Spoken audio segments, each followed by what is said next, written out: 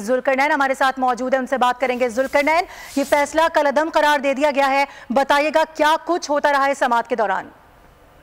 देखिए मारूफ, तकरीबन 11:30 बजे के करीब ये समाअत शुरू हुई थी, जो अब 2:45 बजे आके खत्म हुई है, जिसमें सुप्रीम कोर्ट ऑफ पाकिस्तान ने पहले जो बानी पीटीआई है उनके वकील को सुना, उनकी जानब से बाइकआउट किया गया। फिर अली जफर को बतौर अदालती मोमिन अचानक से मुकर्रर कर दिया गया। अली जफर ने अपने दलाइल देते हुए कहा कि सुप्रीम कोर्ट का फैसला बिल्कुल दुरुस्त है।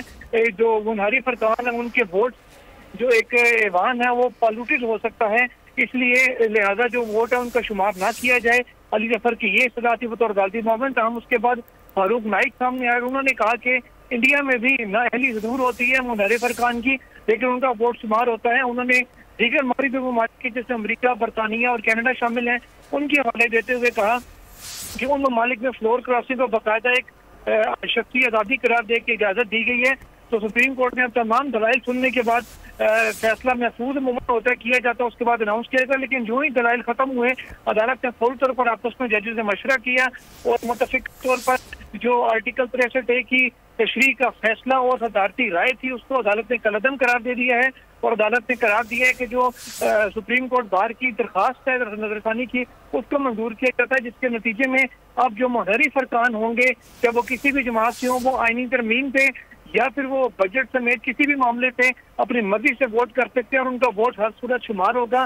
बाद में उनको भले फाइट का सामना करना पड़ जाए कि पार्टी हेड के सरबराह उनके खिलाफ नाअहली का रेफरेंस भिजवा सकते हैं और वो सीट से होना पड़ सकता है। लेकिन जो वोट शुमार ना होने का फैसला था सुप्रीम कोर्ट का 2022 का, उसको कलअदम करार दे दिया गया सुप्रीम कोर्ट की ही जानिब से। और अब मुनहरिफ फरकान के अगर कोई शख्स अपनी पार्टी पॉलिसी के खिलाफ भी वोट डालना चाहेगा तो उसका वोट शुमार हो सकेगा। यानी जुल्करनैन, हम ये कह सकते हैं कि आर्टिकल 63A जिसमें अमेंडमेंट की गई थी, जिस पर फैसला आया था, वो अब अपनी असल शक्ल में बहाल हो गया है। देखिए आर्टिकल 63A पहले भी अपनी असल शक्ल में ही था, लेकिन सुप्रीम कोर्ट में इस्तदा ये की गई थी वकला की जानिब से कि वोट शुमार ना होने का जो लफ्ज है ये कहीं पे भी आइन में मौजूद नहीं है। तो सुप्रीम कोर्ट ने इसको इम्पोर्ट किया है आइन की पुरानी 96 से सेक्शन 96 का सब सेक्शन 5 है, जो सिर्फ 10 साल के लिए ओरिजिनल में था कि मुनहरिफ फरकान का वोट शुमार नहीं होगा। उसी को सुप्रीम कोर्ट ने 10 साल बाद जो खत्म हो गए थे दोबारा इम्पोर्ट किया था। अब जो मौजूदा हालत में आर्टिकल 63 है उसमें है कि वोट जो है वो अगर कोई मुखालिफ वोट देगा उसको कार्रवाई का सामना करना पड़ेगा। वोट शुमार होने का जिक्र उसमें नहीं था जो सुप्रीम कोर्ट ने अपने फैसले में किया था।